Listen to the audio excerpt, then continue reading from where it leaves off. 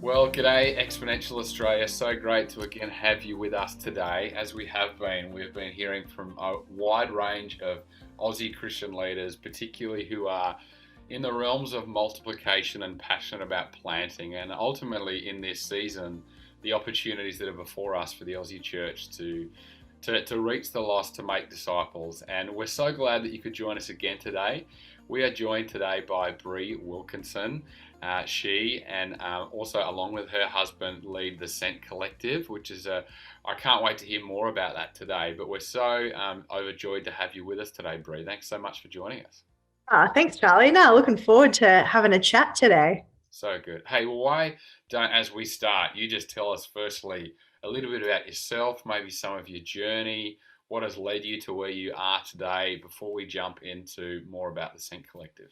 Yeah, awesome. How much time have we got again? Yeah, as Charlie said, my name's Bre Wilkinson. I am married and have a fantastic husband who is my absolute rock. We met, as most Christian couples do, at church. And yeah, I've been married since 2019, so still very young in our married life. I studied at Monash University here in Melbourne. I did business and psychology, did a bit of work in HR and event management, and had that time before I loved Jesus as much as I do now, as a lot of uni students do, and kind of grew up in the Christian faith, but sort of walked away for a bit. But as always, Jesus calls me back, and yes, almost stumbled into ministry and church planting. Sort of studied at Bible college and did all the things that you're supposed to do as a minister, I suppose. I'm with the Anglican Church in Melbourne, so ordained only recently, like this year. So again, super fresh in all of that. And yes, Charlie said we planted our church officially, started in 2021. Yeah. And have just been, chugging along in our little corner of the southeast of Melbourne. So good, Bre. Well, hey, why don't you tell us just a bit about the Scent Collective, and particularly, I guess for those who might be new to Microchurch networks, just tell us a little bit of that journey. What brought you to 2021 and starting the Scent Collective? Yeah, totally. Well, for us, we actually started off as a missional community or a microchurch, depending on sort of what you're familiar with, all the way back in 2015.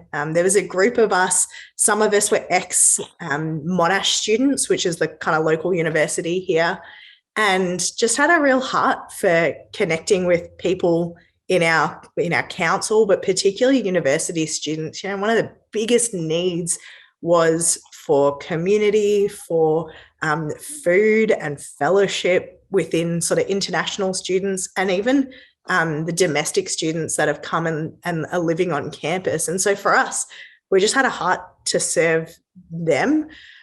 So we did that for, gosh, it must have been like 5 years.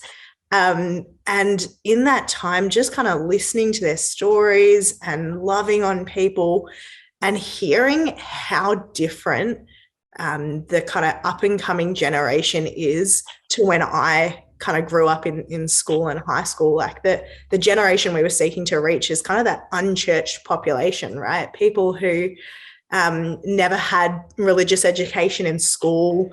The only time they do corporate singing is when Richmond wins the grand final, or weddings happen in wineries and barns instead of churches or chapels. So there's this whole demographic that's coming through that just have no experience of kind of that traditional church. And so as we were discerning that and seeing that, we went, well, then what does the community of God look like in these places? And actually it's the small, it's the authentic. I guess that micro picture of smaller and intimate is kind of what the demographic was after and looking for. And so that kind of got us on the microchurch journey.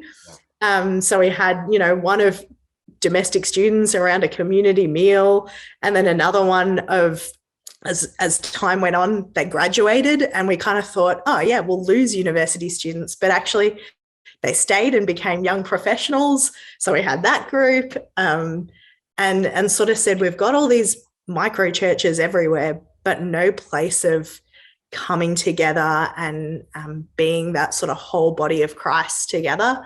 And that's when we started thinking about, well, what does a church plant look like? And is that what God's calling us to?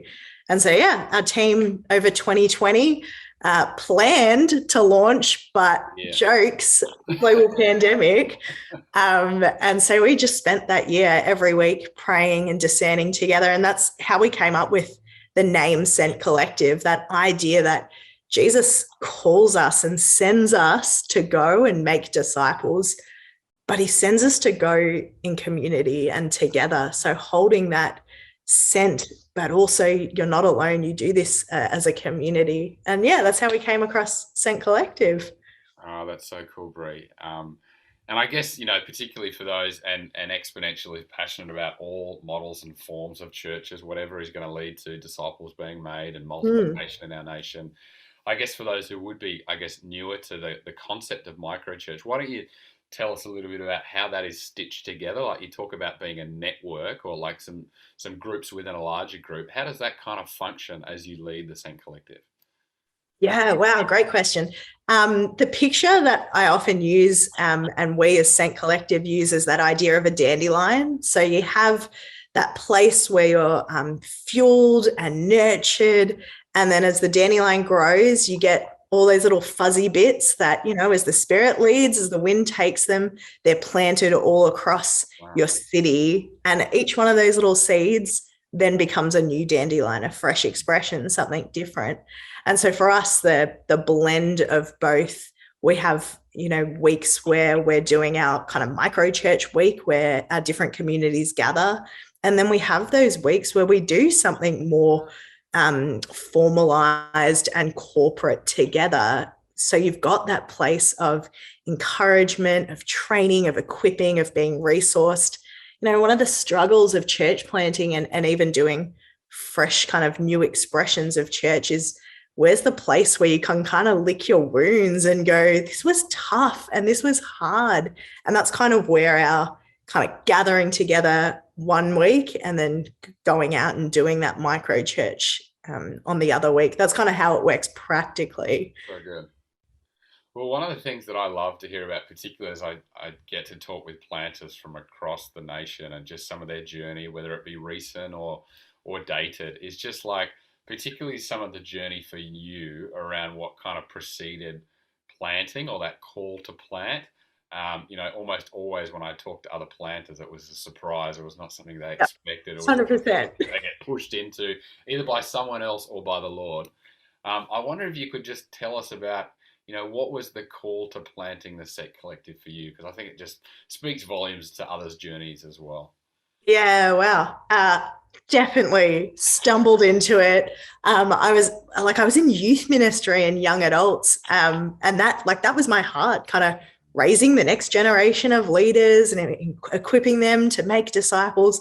And then kind of church planting was something that people said, this is what you're doing. You just need to name it for what it is. Like, starting small communities is church planting, and kind of almost taking out the, the glamorous life of a church planter and just going, it's so simple. And for me, actually, my mentor, supervisor, coach, friend, Bre Mills, just had the biggest role in helping me journey through that.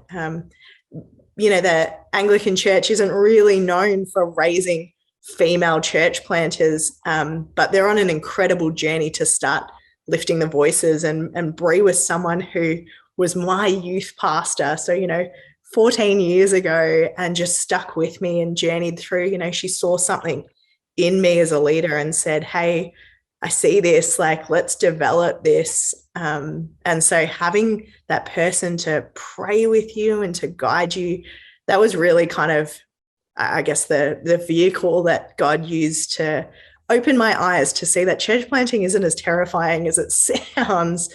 And my husband and I, we went to Underground in Tampa at the start of 2020, when we were like, God, is church planting for us? Like, what even is this? Why do people keep saying this is what we're doing? Is it what we're doing? Like, Spirit lead us. And we went there, and it was the most transforming experience of hearing stories of people on a very similar journey. We met with a couple of leaders there, and they just spoke God's truth over us. And it was amazing. Like, in that moment, it was like a light bulb went off. The Holy Spirit was like, see, this is what I've been telling you the whole time. Yeah. And yeah, I guess that was the big catalyst for starting our church plant journey. So good. And I guess this is a bit of a sidetrack here, Bre, but what would you say to particularly other female leaders in God's church that are wrestling with that kind of call of ministry themselves? Like, yeah, I think it is an exciting time in the Aussie church where we want, like, we believe, we want to see more of that. And yeah, so, like, just for other women on that journey, what would you want to encourage? That you can do it, and you are fully capable. God calls us to obedience in whatever he's called us to. And if you have that sense, then call me, connect with Exponential, like, find someone who will open doors for you, that will encourage you in that journey. Because I think a lot of women have that sense and have that idea.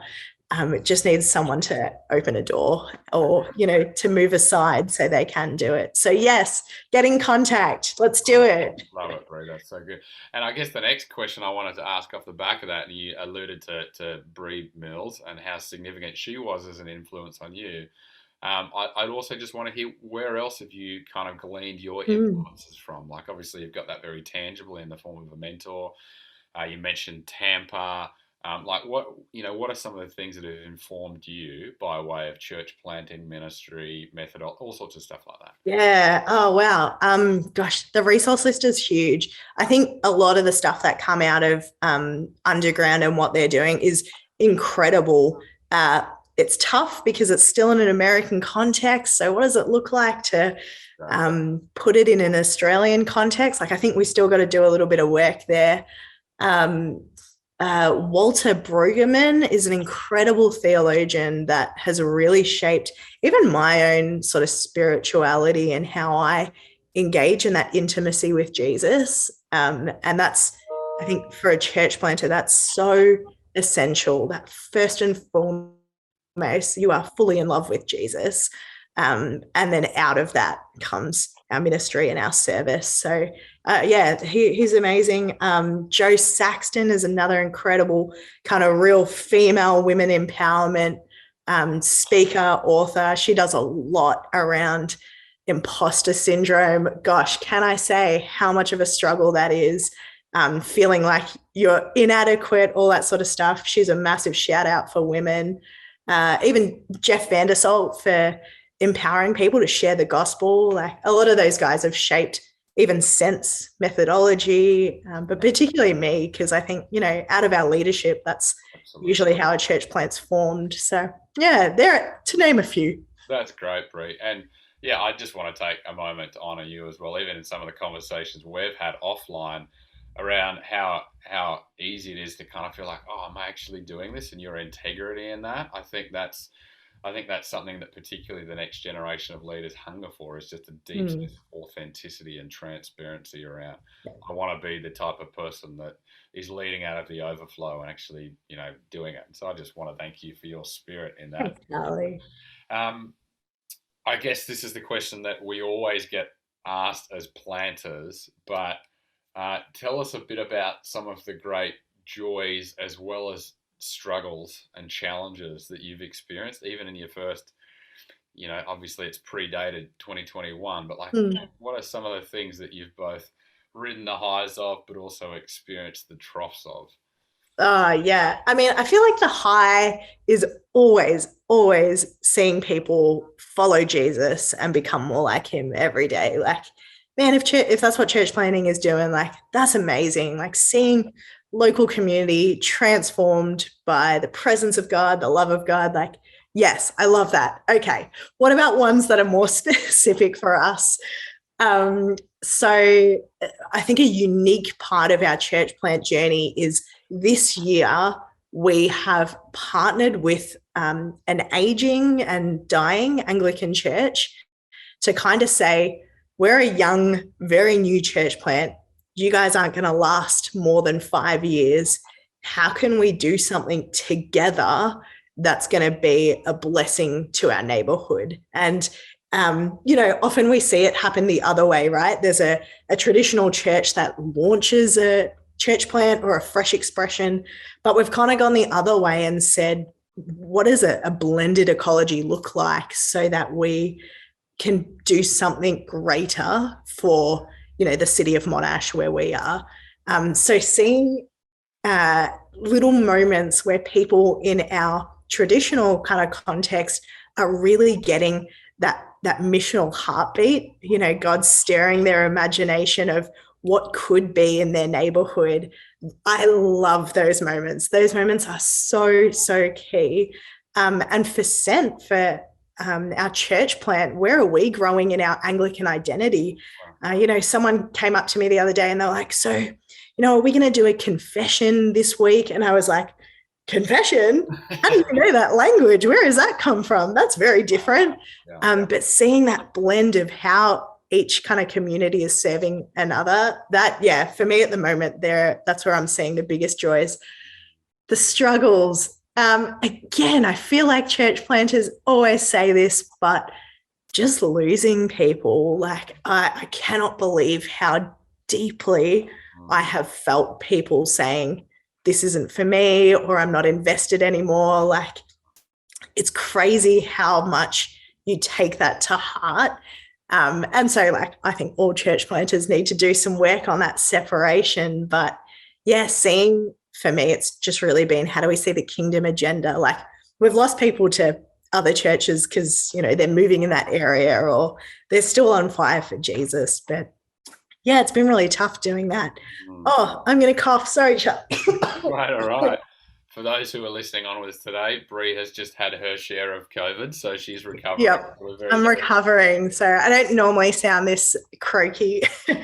Other challenges, holding to our DNA. Like, certainly when you're a small church plant and you get people come in, particularly, like, we have had some church transfers or people that have come from sort of a church background, walked away from the faith and come back into kind of how we do church, holding kind of old expectations or old styles, but still being core to, but this is what God's called us into specifically as Saint Collective. I think there's a real challenge there because, that little voice in the back of your head goes, yeah, but you might lose them, or, you want to keep people.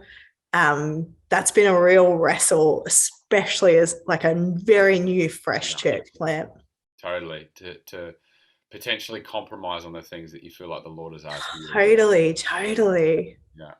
I heard just recently Peter Scazzero talking about, healthy detachment in ministry. Like, sometimes we need to detach ourselves from people's expectations, people's enmeshment to us.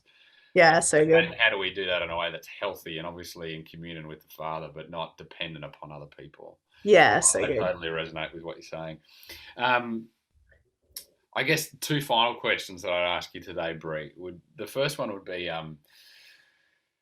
particularly for someone who might be sitting, joining, listening, watching today and going, I feel like the Lord might be beginning to call me to plant or pioneer or do something that's innovative for the kingdom. Yeah, so good.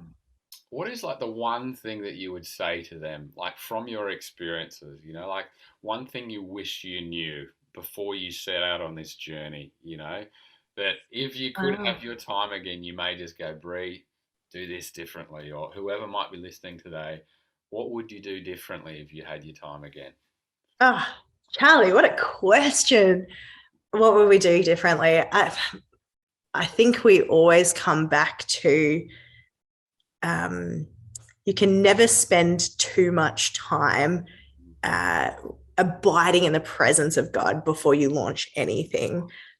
There's always a balance between we're praying and we're not going into action, but having that deep, like you said, Charlie, that deep communion with God before you do anything is so key. And I think if I could do it again, I would intentionally spend a year praying, fasting, discerning. Like for cent, we had 2020 purely because COVID happened, and that kind of became our year of prayer and fasting together. But I think if that didn't happen, that's not what I would have done. And so I think there's like incredible value of spending that intimacy, that communion with Jesus, and doing the exact same thing with the context and community you want to plant in.